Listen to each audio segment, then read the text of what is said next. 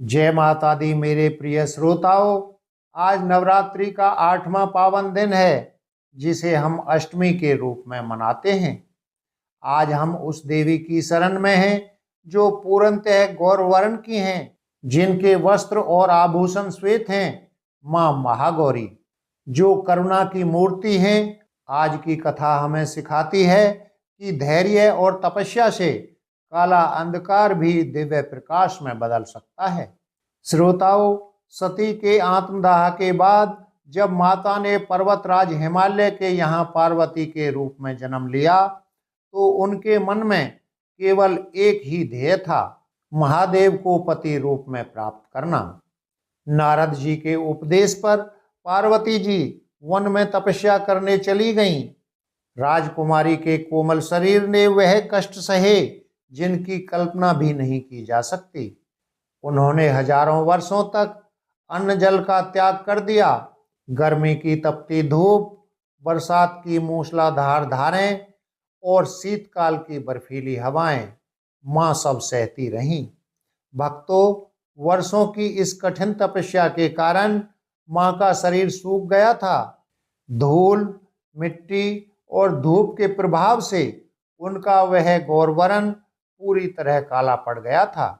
वे काली मिट्टी की मूर्ति जैसी दिखने लगी थी। उनके बाल जटाओं में बदल गए थे, लेकिन उनके भीतर की आत्मा महादेव के नाम से चमक रही थी। अंततः महादेव प्रसन्न हुए और उन्होंने पार्वती को अपनी अर्धांगिनी स्वीकार किया। जब महादेव ने पार्वती को स्वीकार किया तब उन्होंने अपनी जटाओं से निकलने वाली पवित्र गंगा की धार से माता को स्नान कराया।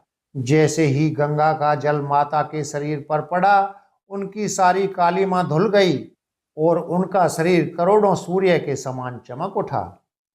उनके उस दिव्य श्वेत रूप को देखकर महादेव ने उन्हें नाम दिया महागौरी।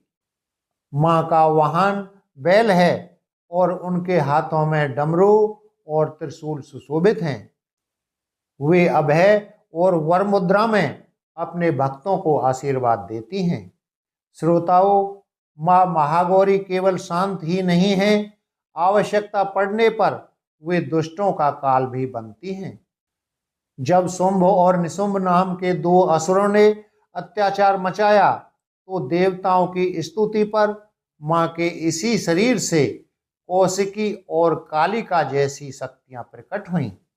माँ ने अपनी शांति बनाए रखते हुए भी अपनी शक्तियों के माध्यम से ब्रह्मांड की रक्षा की।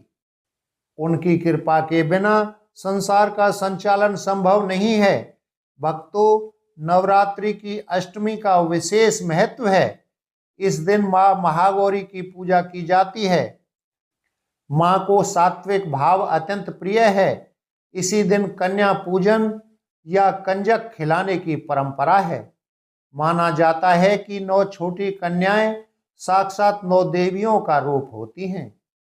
माँ महागौरी को हलवा, पूरी और काले चने का भोग अत्यंत प्रिय है।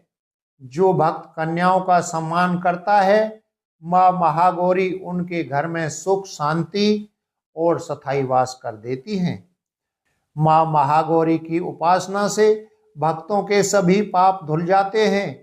यदि आपके मन में कोई पुरानी गिलानी है या आपके काम बार बार बिगड़ रहे हैं तो माँ महागौरी की यह कथा जरूर सुनें। उनकी कृपा से असंभव भी संभव हो जाता है। माँ अपने भक्तों को अक्षय सौभाग्य और मनचाहा वर प्रदान करती हैं। बोलिए माँ महागौरी की जय। भक्तों, कल हम सुनेंगे नवरात्रि के अंतिम दिन की देवी माँ सिद्धिदात्री की कथा, जो समस्त सिद्धियों को देने वाली हैं। चैनल को सब्सक्राइब करें और इस वीडियो को शेयर कर माँ की कृपा सब तक पहुँचाएं। जय माता दी।